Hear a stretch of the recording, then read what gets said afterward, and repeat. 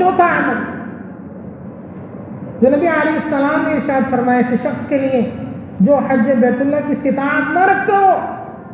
لیکن اس کے دل میں حج کی تمنا ہو، نبی علیہ السلام نے فرمایا کہ یہ عمل کر لو، اس کی برکت سے اللہ گھر بیٹھے حج مبرور کا ثواب عطا فرما دیں گے۔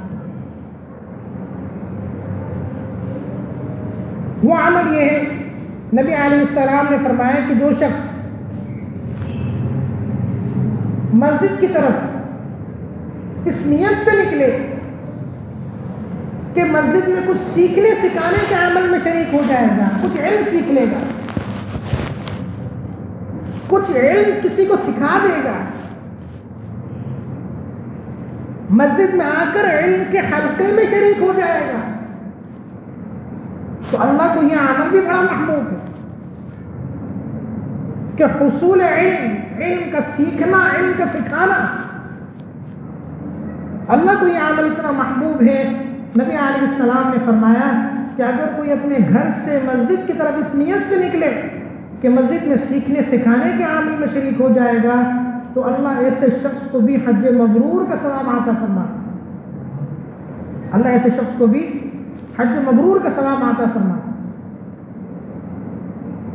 سیکھنے سکھانے کے عمل میں مسجد کی تعلیم بھی شامل ہے، اس میں بھی نبی علیہ السلام کی حدیث بیان ہوتی ہے اور قرآن کریم کی تشریح بیان ہوتی ہے۔ تو مسجد کے جو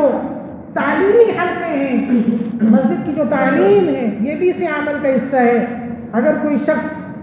اس میں شریک ہو تو نبی علیہ السلام کی اس بشارت کا وہ مستحق ٹھہرے گا اور اللہ اسے حج مبرور کا ثواب عطا فرمائے گا۔ اسی طریقے سے اس کی ایک شکل دعوت و تبلیغ کی محنت بھی۔ اگر کوئی شخص مسجد میں آئے اور اس کی نیت یہ ہو کہ میں دعوت و تبلیغ کی محنت کے ساتھ بھی جڑ جاؤں گا، اللہ کے دین کا پیغام آگے پہنچانے میں اپنا بھی حصہ لگا دوں گا،